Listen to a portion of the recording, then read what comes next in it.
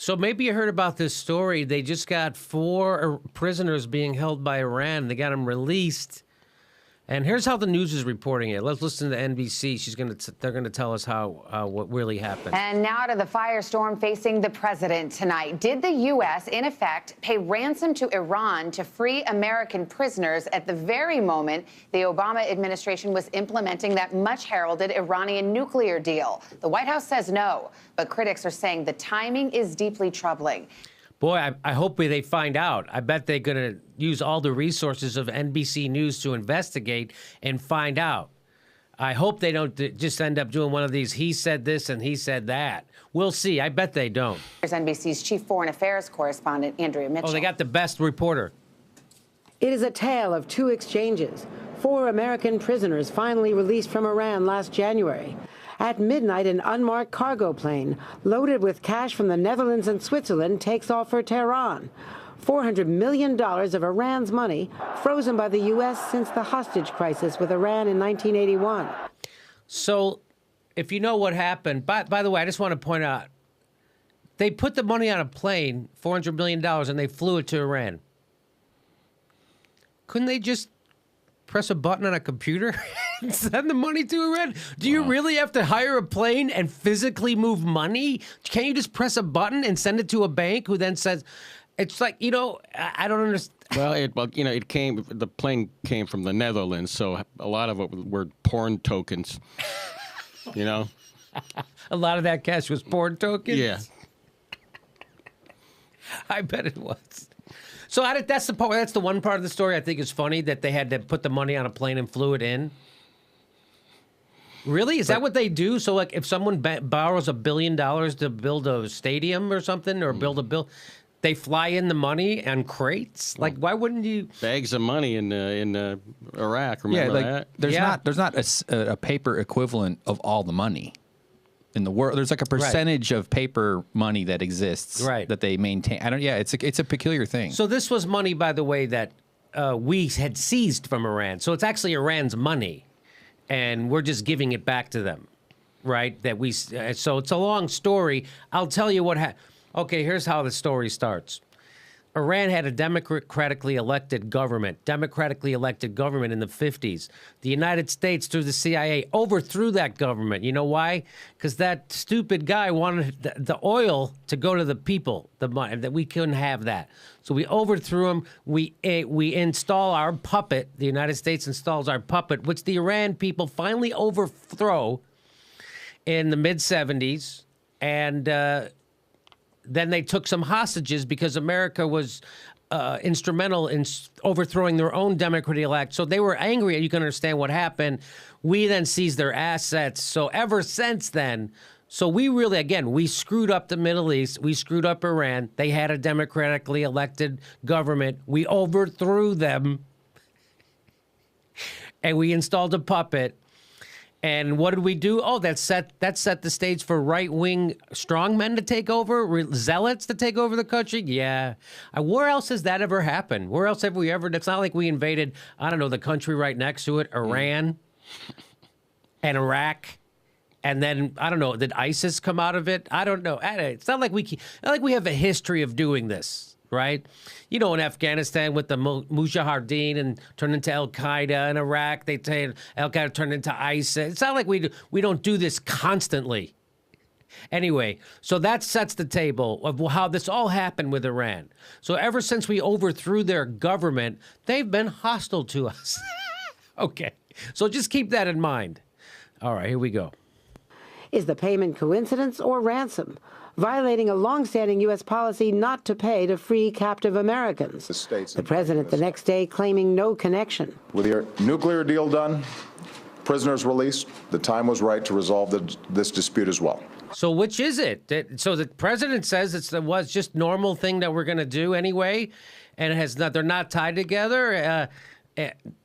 Andrea Mitchell, please tell me what really happened. Firing up critics today, Donald Trump pouncing. This was something all started by crooked Hillary Clinton. That's the soundbite they played, by the way. They had to get Donald Trump saying crooked Hillary with no, what the F?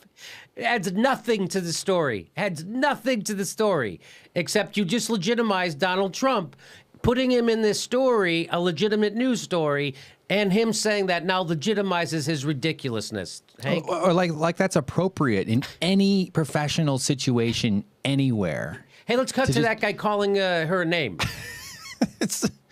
You'd be fired if you tried that at your workplace. So let's get back to more of this news report. Took place 4 years after Clinton left office. The Republican Foreign Affairs chairman. That we've basically paid ransom to the Iranian regime. The administration aggressively defending the deal. We do not pay. So which is it? Again, Andrea Mitchell goes back to Obama said it's not ransom. They go to Republicans that say it is. Now it's going back to a state official who says it is. Let's see. Ransom, period. This was not ransom. Period. Former prisoner Jason Rezaian's brother tonight. I'm really thankful that the administration did everything they could to bring Jason home and the others as well. But does it damage U.S. credibility, as Ronald Reagan is accused of doing in the Iran-Contra crisis? A no-ransom policy the Obama... So that was a pretty... Does it damage our credibility the way people claim... Do you know what Ronald Reagan did? So he did two things that were completely treasonous when it comes to Iran. Well, the first thing I want to talk about is in 1985, while Iran and Iraq were at war, this is according to PBS, Iran made a secret request to buy weapons from the United States. McFarlane sought Reagan's approval. McFarlane was an advisor to Ronald Reagan. In spite of the embargo against selling arms to Iran, there was an embargo saying you could not sell arms to Iran, meaning there was a law passed in the Congress, meaning the people of America.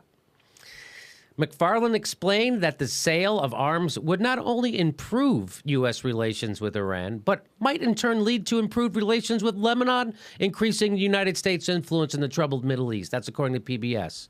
And what did Reagan do? Well, Reagan was driven by a different obsession. He had become frustrated at his inability to secure the release of 7 American hostages being held by Iranian terrorists in Lebanon. As president, Reagan felt that he had the duty to bring those Americans home. This is according to PBS. And he convinced himself that he was not negotiating with terrorists while shipping arms to Iran violated the embargo. Dealing with terrorists violated Reagan's own campaign promise never to do so. Reagan had always been admired for his honesty. That's PBS. That's PBS said that. So just get this straight. He sold weapons to Iran, which was illegal, and he knew it. It also, so not only did it break the law of the United States, but it also broke his promise, his campaign promise. That was the second time he dealt with terrorists to undermine American democracy. The first time was in 1980, in the run-up to the election. Ronald Reagan's campaign reached out to the extremists in Iran and said, hey, don't release those prisoners. Because, by the way, most of the people in Iran didn't want to take our hostages. Did you know that? Did you know that most of the political leaders and most of the people in Iran were against taking American hostages? Do they ever tell you that? No, they say Iranians are maniacs who took us hostage. Well, guess what?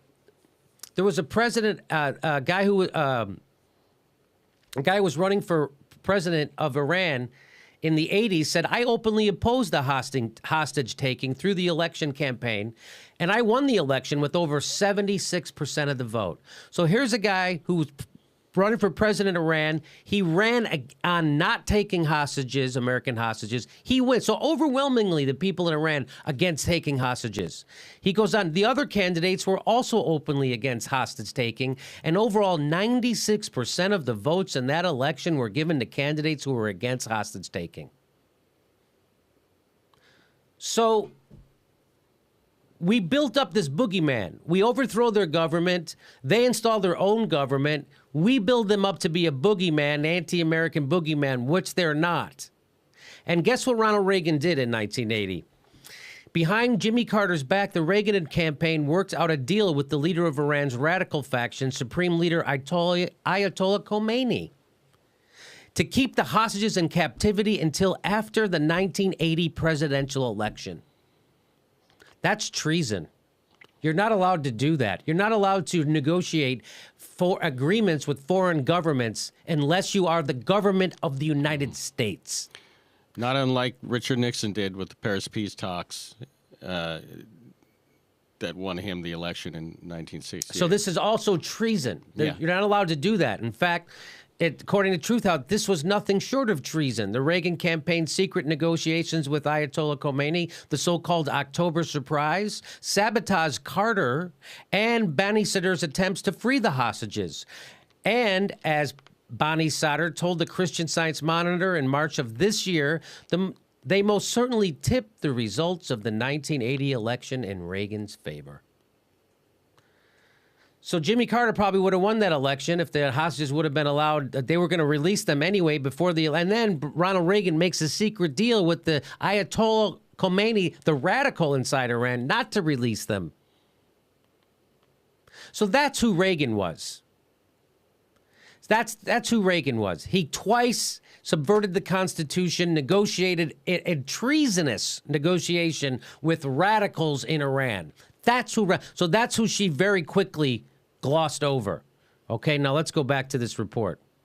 So now you know what happened. Now you know what really happened with Reagan, how we got into this mess, and what was really happening. Barack Obama was paying back the $400 million that we seized from Iran, that we owed them, that an international court was just about to rule against us and make us pay way more in interest. So this wasn't a ransom payment. This was us giving them their money back. Okay, here we go. Others as well. But does it damage U.S. credibility, as Ronald Reagan is accused of doing in the Iran-Contra crisis? A no-ransom policy the Obama White House sticks to when refusing to bargain with ISIS. You should never pay ransom for hostages. I'm concerned that the Iranians might think that that's the deal they got.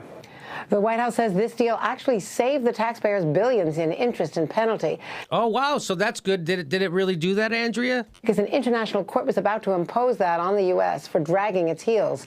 Still, it is a toxic issue to erupt for a former Secretary of State this close to the election. Savannah? All right. So I guess we'll never really know.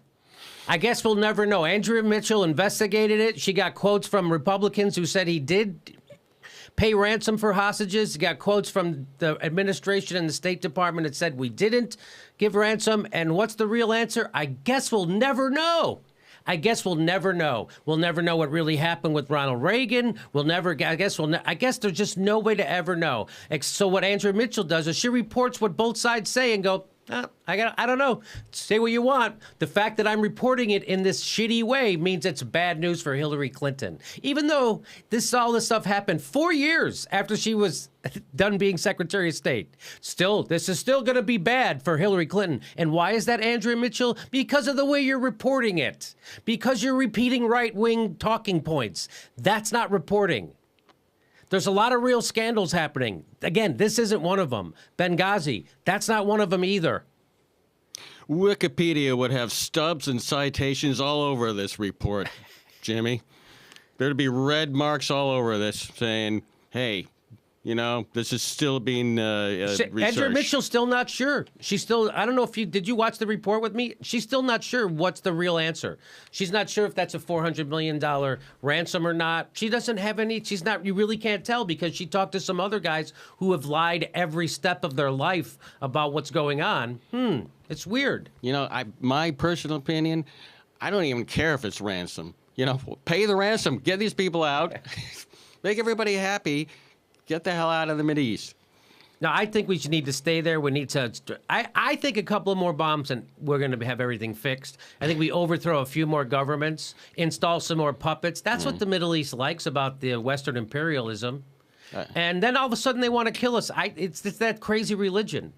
You know, it's just that, and that's all it is. I won't be happy until we've bombed every country in the world, including each North Pole and South Pole. We got to get to the North Pole. Bomb the Ross Ice Shelf. Yeah, you don't McMurdo Station. The only way to make money off bombs is by replacing them. More bombs. Thank you. That bombs don't replace themselves. You got to blow them up. What are you going to do? Have bombs sitting on a shelf? Making no profits? That's stupid. Do you think bombs grow on trees? No. We've got 1,500 nukes. What are we doing with them? Let's make some money.